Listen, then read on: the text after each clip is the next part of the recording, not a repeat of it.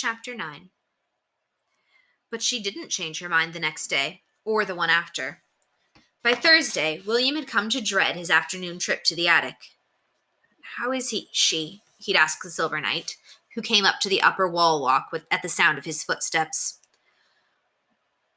"The same," he would reply. "She is not eating well, and I can hear her pacing long into the night." William tried everything.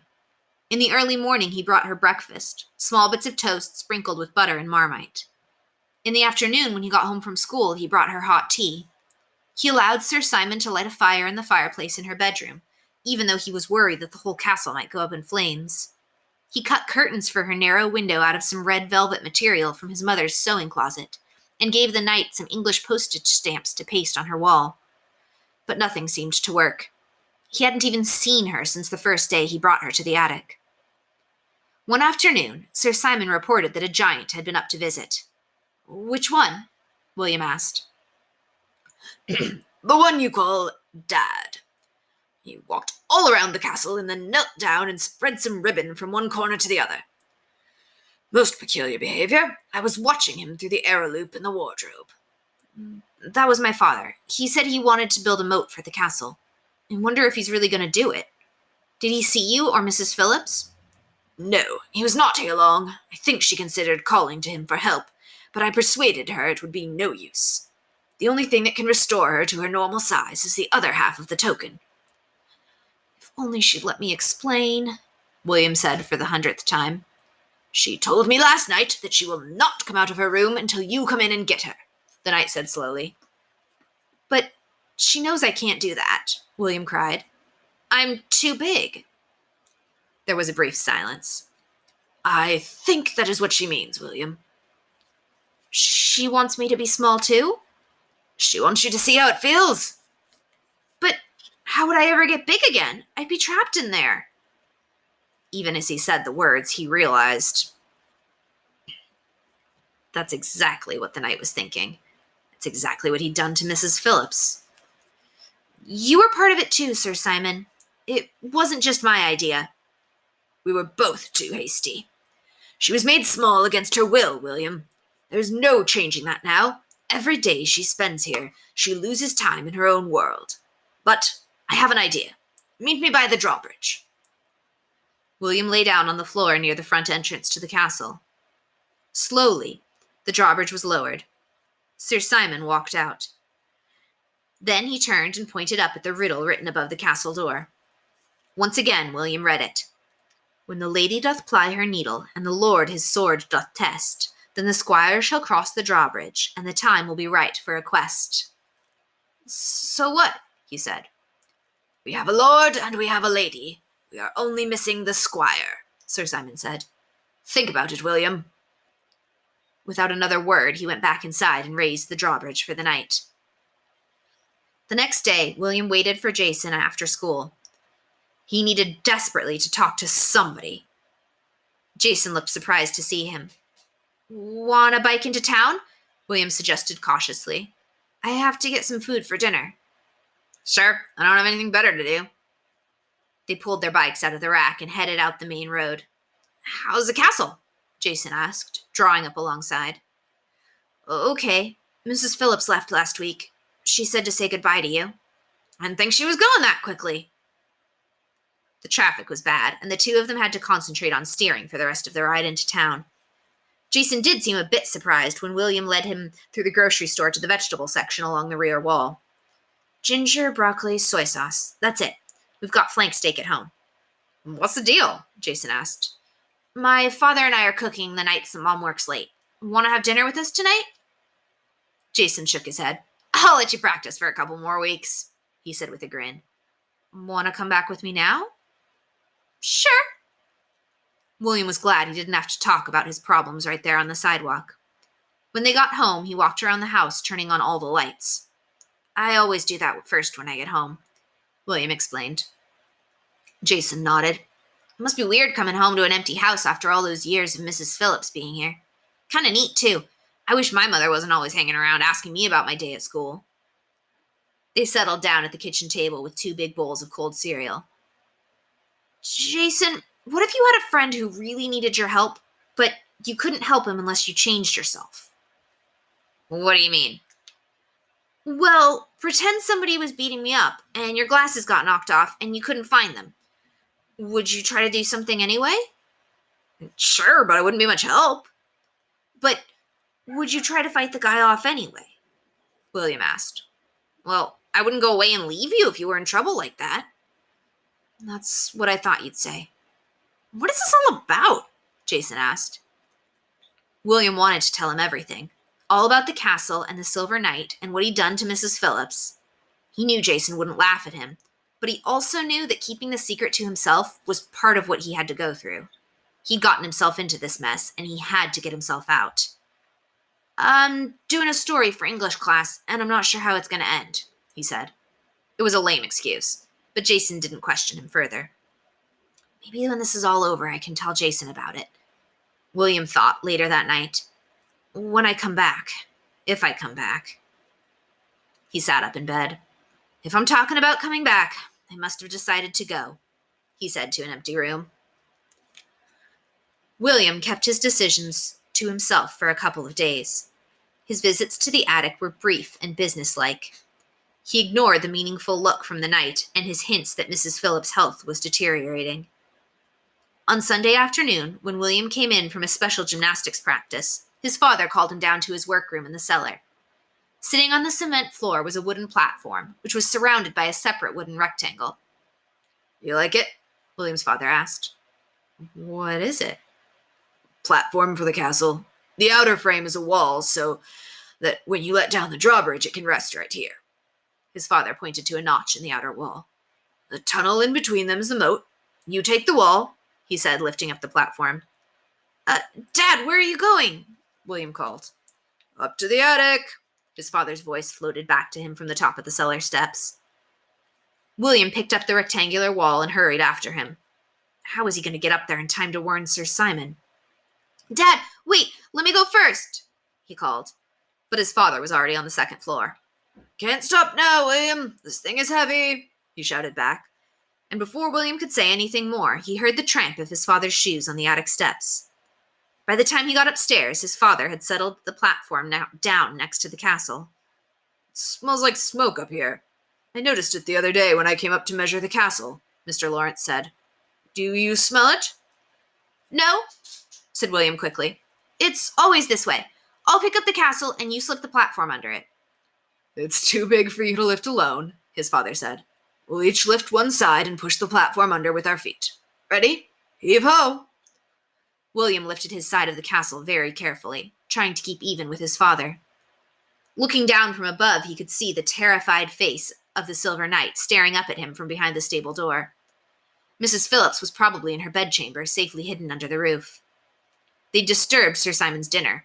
His plate spilled off the table and rolled across the courtyard while they were pushing the platform into place with their feet. All right, let her down, William. There, perfect. Mr. Lawrence lowered the outer wall over the castle. Drop the drawbridge and we'll see how it fits. The drawbridge settled easily into the notch in the wall. That's terrific, Dad.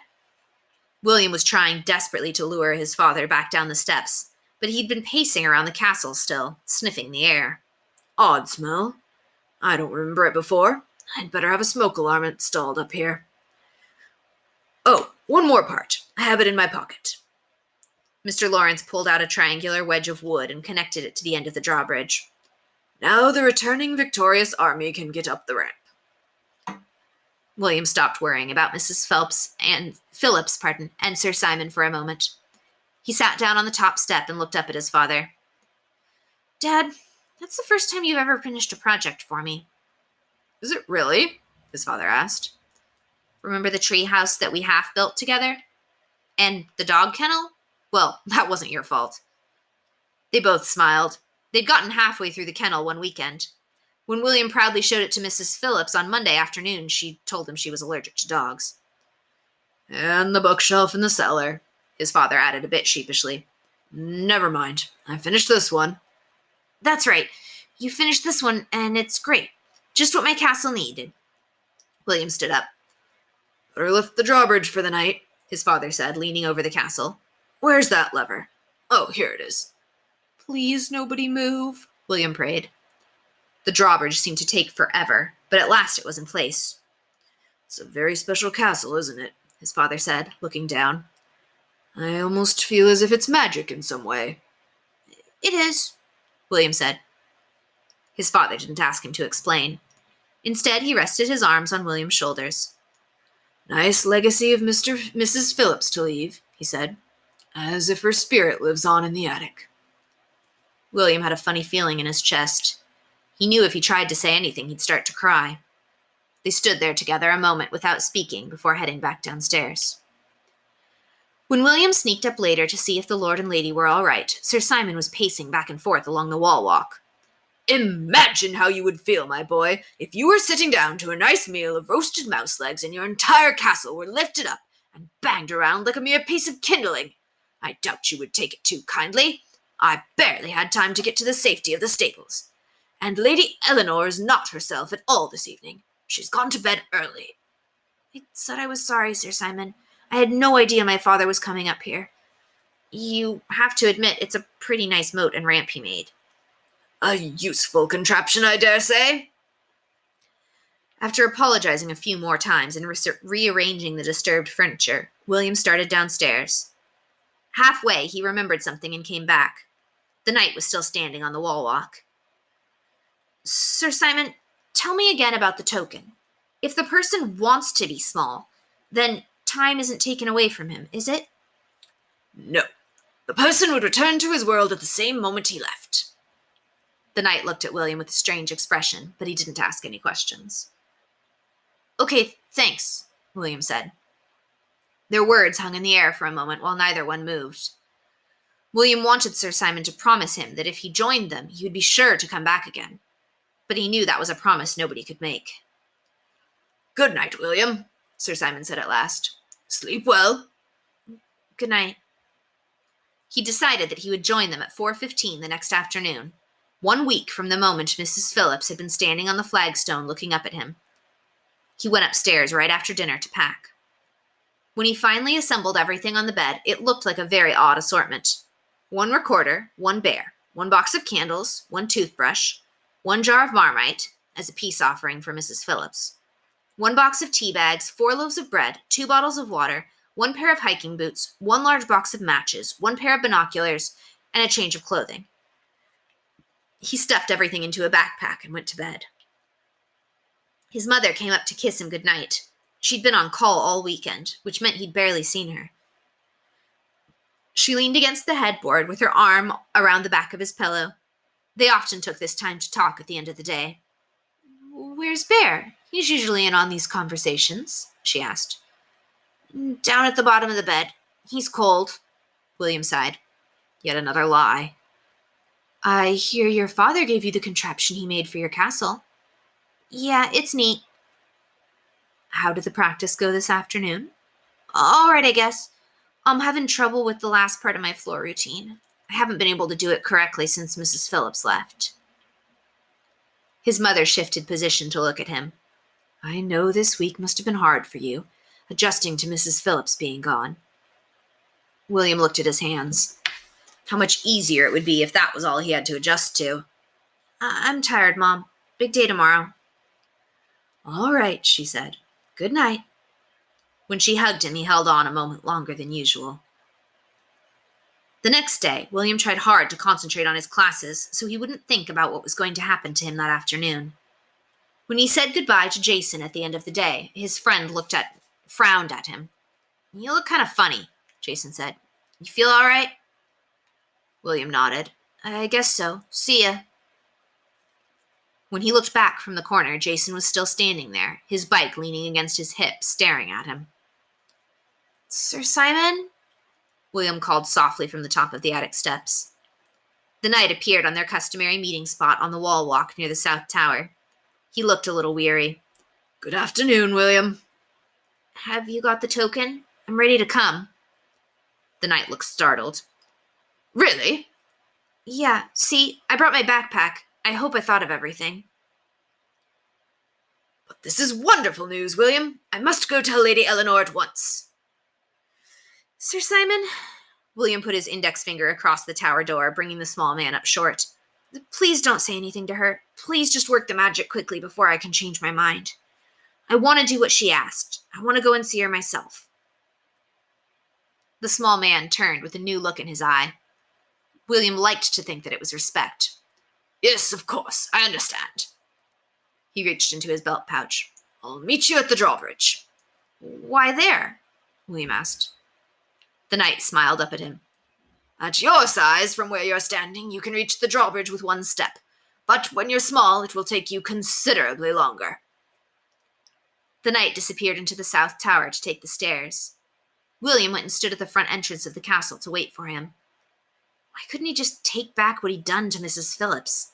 Then she'd be on her way to England, and the Silver Knight could go on his mad quest by himself. The knight waved up at him from his position by the lever of the drawbridge. When William saw the token held out between the small man's extended hands, he closed his eyes. The hair on his forehead lifted a little in a sudden breeze. "Do it, Sir Simon! I can't wait forever!" he cried. "It's done," the voice called in reply. William opened his eyes. He was looking up at the gray walls of the castle. He could see the rough lines of the mortar between each square stone, the intricate carvings on either side of the doorway, the chiseled letters of the motto above. Slowly, the drawbridge was lowered, a foot at a time. William stood watching as the thick planks came down towards him and settled with a thump in the notch of the outer wall. He walked up the ramp his father had made and waited. The bar slid away from its place, and slowly the double doors were opened. Sir Simon appeared at the entrance, his arms outstretched. "Enter, young William," was all he said.